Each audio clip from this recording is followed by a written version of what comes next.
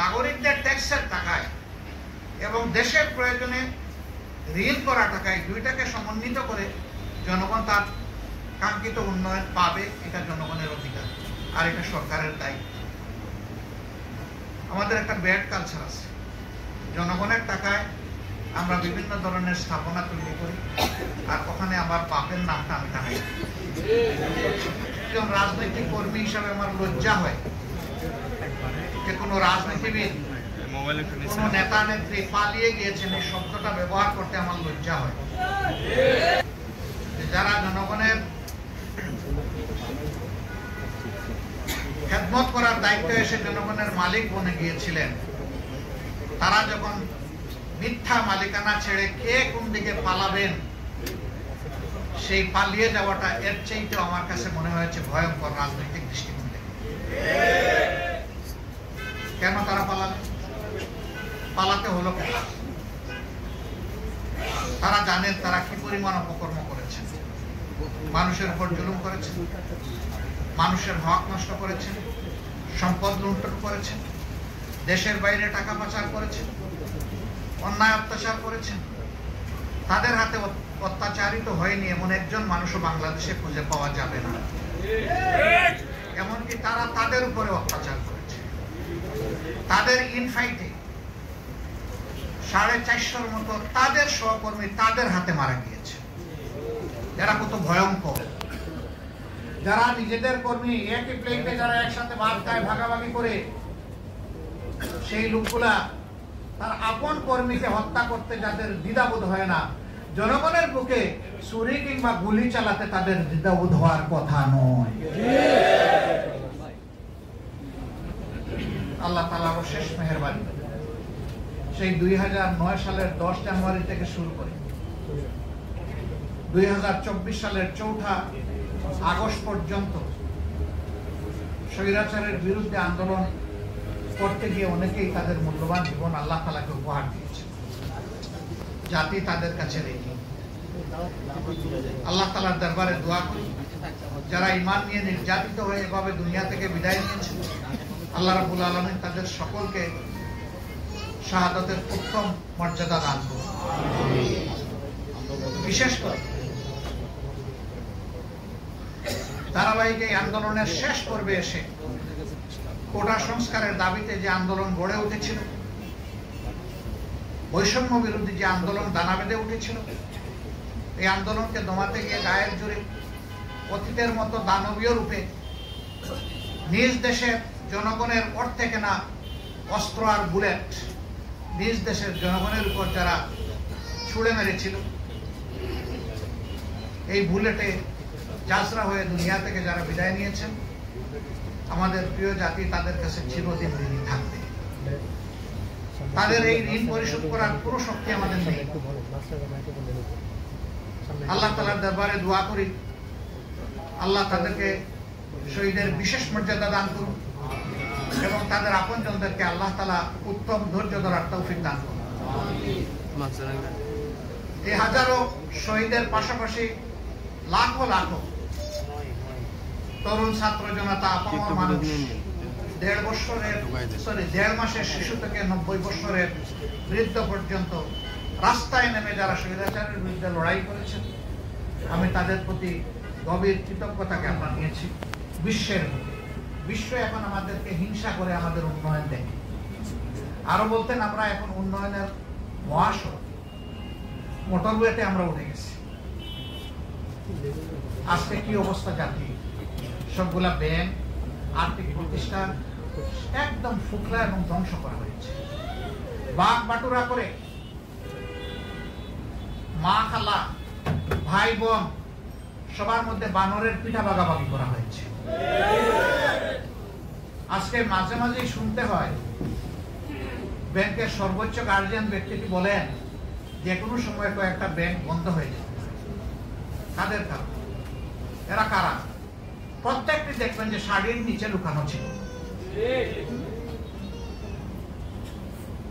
এদেরকে ইমিউনিটি দেওয়া হয়েছে। সবচেয়ে বড় ডাকাতের ব্যাপারে কোন তদন্ত যাতে না হয়, সুপ্রিম কোর্ট কিভাবে তার উপরে এমবার্গো দিল আমরা বুঝলাম। তার বিরুদ্ধে কোনো তদন্ত চলবে না। এটা কি কোনো কোর্ট? এটা তো টেনিস কোর্ট নয় যে আপনি জাতিকে নিয়ে খেলবেন। এটা তো অ্যাপেক্স কোর্ট। এখানে তো আইন অনুযায়ী চলবে, কিন্তু আইনকেও দালালির চরম সীমায় নিয়ে যাওয়া হয়েছে। এই জন্য আইন অঙ্গনে দাঁড়ায় একজন বিচারপতি বলতে পারেন যে আমরা শপথবদ্ধ রাজনীতিবিদ। আপনার যদি রাজনীতি করার ইচ্ছা থাকে আপনি ওই গাউনটা ছেড়ে চলে আসেন। আপনি বেঞ্চে বসেন কেন? আপনি বারে এসে বসেন। বারে থেকে আপনি রাজনীতি করলে আপনাকে কেউ নিষেধ করবে না, কিন্তু যতক্ষণ পর্যন্ত আপনি বেঞ্চে বসে থাকবেন আপনি কথা বলার কোনো অধিকার রাখেন না। এর বিরুদ্ধে আইনজীবীরা যারা প্রতিবাদ করেছিল মামলা তাদের বিরুদ্ধে হয়েছে, যেখানে এই বিচারপতির 1 সেকেন্ড এই কথা বলার পরে তার আসনে বসার নৈতিক এবং আইনগত বৈধতা তিনি হারিয়েছেন, তার চলে যাওয়া উচিত ছিল। তাকে প্রোটেকশন দেওয়া হয়েছে, আর প্রতিবাদ যারা করেছেন অন্যায়ের তাদের বিরুদ্ধে মামলা দায়ের করা হয়েছে। সবসময় আমরা শুনতাম বিচার বিভাগ স্বাধীন, আমরা শুনতাম কেউ আইনের ঊর্ধ্বে নয়, আইন সবার জন্য সমান। এখন একটু সমান হবে ইনশাআল্লাহ। আইনটা কেমন সমান তখন তো বুঝেন নাই, এখন যার যার প্রাপ্য ন্যায় অনুযায়ী আপনাদের বোঝা উচিত আমরা মনে করি। তবে হ্যাঁ, আমরা যে কোনো জুলুমের বিরুদ্ধে। মামলা যারা করবেন তাদের প্রতি আমাদের অনুরোধ, বুঝে শুনে করবেন। একটা মানুষকে অন্যায়ভাবে মামলার আসামি বানাবেন। 100টা পাপীর সাথে একজন নিষ্পাপ মানুষকে যদি জুড়ে দেন আপনি চরম জুলুম করবেন। এই কাজ করা হোক এটা আমরা চাই না। মামলা নিয়ে কোনো অন্য কিছু করা হোক এটা আমাদের একেবারেই অপছন্দ। এই জন্য আমরা আমাদের প্রিয় সংগঠনকে বলেছি, যদিও আমরা সবচেয়ে বেশি মজলুম, কিন্তু এই ক্ষেত্রে আমাদেরকে চরম সতর্কতার পরিচয় দিতে হবে। এক আল্লাহকে ভয় করে কোনো মানুষের হক যাতে নষ্ট না হয় সেই দিকে খেয়াল রেখে কেউ যদি মামলা করেন আমরা তাদেরকে সর্বাত্মক আইনি সহযোগিতা দেবো ইনশাআল্লাহ। তাদের পাশে থাকবো, তাদের পাশে থেকে সমান তালে লড়াই করবো। কিন্তু আমরা যদি লক্ষ্য করি কেউ মতলব হাসিলের জন্য অন্য কিছু করছেন, আমরা তার সাথে টানা একটা জায়গায় 10টা টানা আপনার সম্পত্তি বিক্রি করে থাকুন। জনগণের টাকায় যদি কোনো নাম দিতে হয় তাহলে জনগণ যা পছন্দ করে তাই দিতে হবে। হ্যাঁ, জাতীয় বীরদেরকে সম্মানিত করার এই প্রভিশন সভ্য জগতে রয়েছে, সেটা সম্মানের সাথে হতে হবে। যেখানে সেখানে নয়, সর্বত্র নয়, সব কিছুতে নয়। সেটাও হতে হবে পরিমিত পরিমাণ এবং যথাস্থানে যথাযথভাবে। আর পালা বদলের সাথে সাথে নাম বদলের এই কালচার, এটা কোনো ভালো লক্ষণ না। এমন নাম আমি কেন দেব যে নাম পালা বদল হলেই নাম বদল হয়েছে? নাম এমন ভাবেই দেওয়া উচিত যত পালা বদল হোক নাম তার সম্মানের জায়গায় থাকবে ইনশাআল্লাহ। যখন এইটাকে যৌক্তিকভাবে বস্তুনিষ্ঠভাবে করা হয় তখন নামের উপর কেউ হাত দেয়, কিন্তু যখন মতলব হাসিল করার জন্য করা হয় তখন কিন্তু এই বিপত্তি ঘটে। আমাদের সমস্যা হলো নির্বাচনের আগে আমরা হাত জুড়ে মাপ চাই, সবার সাহায্য চাই, অমুক ভাইয়ের চরিত্র একেবারে গোলাপ ফুলের মতো, সাদা গোলাপ, লাল গোলাপ, সব গোলাপ। কিন্তু যখনই তিনি জনগণের ম্যান্ডেটটা নিয়ে নিলেন তখন আর তিনি সেবক হলেন না। আবার অনেকে স্লোগানও দেয়, রাজনীতি আমার উত্তম সেবা, সেবাই আমার রাজনীতি, সেবাই আমার ধর্ম। অনেক সুন্দর সুন্দর স্লোগান দেয়, কিন্তু যখনই গেলেন তখনই তিনি আর সেবক থাকেন না, তখন তিনি মালিক হয়ে যান। আর আমরা বেচারারা সবাই হয়ে যাই তাদের প্রজা। প্রজারও একটা মর্যাদা থাকে, ওইটাও পাই না। আধুনিক দাসে তারা আমাদেরকে পরিণত করার চেষ্টা করে।